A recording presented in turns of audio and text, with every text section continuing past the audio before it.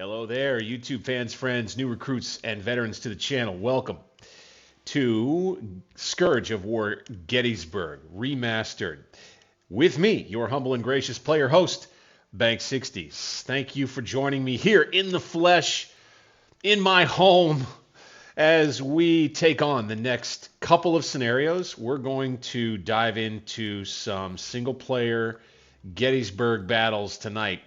All of this centering around the second day's fighting, near the end of the second day's fighting. Now, we'll go through a little bit of an historical overview for those who are maybe newer to the channel, who have become interested in the Civil War, who may be interested in the Battle of Gettysburg most specifically, and who don't particularly know everything about what was going on in context around the scenarios that we're playing here in this stream tonight. We've been doing, in the last several streams, in the last several playthroughs, we've been working through, if you'll follow the mouse, of course, the scenarios around the Union left flank all the way through here, not 20, but all of these here that involve the attacks against the Devil's Den area, the Peach Orchard, the Wheat Field, defending Little Round Top, attacking with the Confederates, and I've had a lot of fun, not just reliving some of the alternate history scenarios that we get to play in game and trying to recreate some of the actual history. I just have had fun taking this game and using it to spur on an interest to learn more about the details of what happened with each of the formations and all of the units that were involved in this crucial part of the Battle of Gettysburg. One of the most important days of fighting, you might say, or afternoons of fighting as the case may be, on this end of the battle line in the entire Civil War. And to be able to take a step into this game, Scourge of War, Gettysburg Remastered, and be able to try to breathe life into the spectacle of the second day at Gettysburg has really been a good time and enjoyment for me, and I certainly hope that it has been for you as well. On that note, I would ask, for those who are already fans of the channel, and anybody new watching tonight or watching the stream in the future, please do click that thumbs up button for me. It gets the video out to more people. It gets this history out to more people.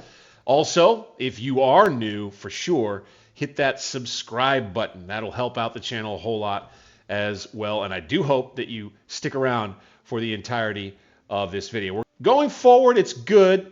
Now that we've kind of laid a bit of the contextual picture here, and by the way, I would tell you, please do go back, check out some of those videos that I did of scenario number 7, 8, 9.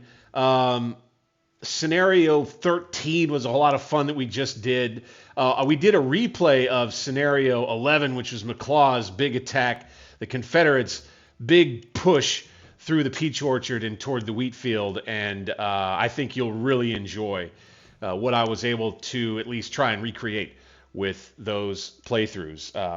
Appreciate everybody who's tuning in right now, by the way. Thank you so much for taking the time. Really appreciate you for that.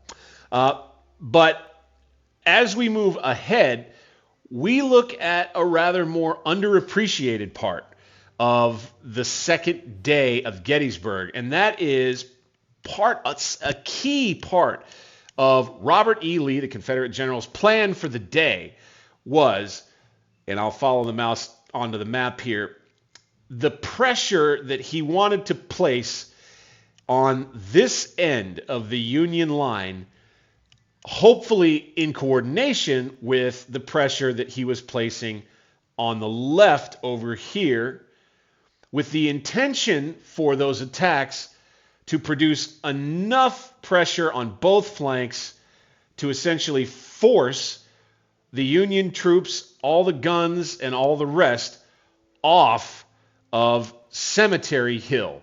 That's something that scholars are just now kind of beginning to lay out for the public more and more, is that the entire battle plan, especially for the Confederates, and you can kind of link it over to the Unions as well, was centered around Cemetery Hill, that one key terrain feature. There was a lot of advantage to holding that hill. It commanded pretty much the entire battlefield. And so Lee's plan was to, on one end of the line near Culp's Hill and Cemetery Hill, was to apply pressure. And then on the other side of the line near the Peach Orchard and over near Devil's Den and the Round Tops, wasn't so much just to take the Round Tops and flank. It was to create pressure, so much pressure that this position on Cemetery Hill was no longer tenable and didn't make sense for the Union to stay there. That was the idea, largely behind what the Confederates were trying to do. And as kind of a little bit of an aside on an historical note too, is that if you read into what Lee's original orders for the day were, you'll learn a little bit about what he had envisioned in his mind of the way things would move forward during the second day's fighting. Again, kind of how plans all go awry, right? This one did too. But what Lee wanted to do was to have his troops turn and attack straight down the Emmitsburg Road, putting all kinds of pressure here on Cemetery Ridge, which was where he thought the end of the Union line was at the time. He was operating on some bad intelligence because Jeb Stuart had gone missing largely. Then, with the pressure applied on this end, again, making it just silly for the Union troops to continue to try to defend here at Cemetery Hill. So we're going to be playing the other side of the line that didn't kick off on the Confederate side the way that the commanding general wanted it to. It kicked off pretty well in the favor in terms of the timing of the Confederate attacks in helping the Union hold this ground. So let's jump into what they have to say about scenario number 14.